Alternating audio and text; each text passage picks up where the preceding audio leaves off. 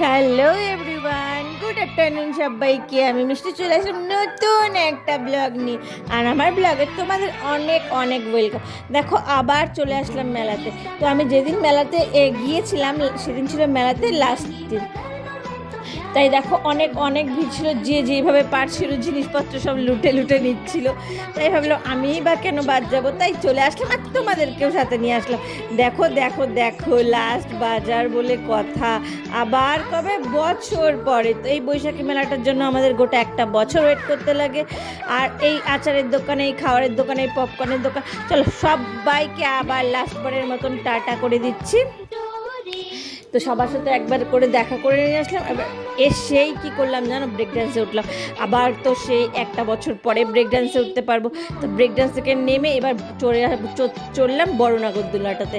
আর দেখো এত সুন্দর উপর থেকে কাগজ ফেলছিল যে দেখতে এত ভালো লাগছিল, কি বলবো। তো চলো মেলা তো ঘোরা শেষ, এবার বাড়ি যাচ্ছি। Good night, tata. মেলাকেও টাটা গোটা বছরের জন্য। সবাই ভালো থেকো।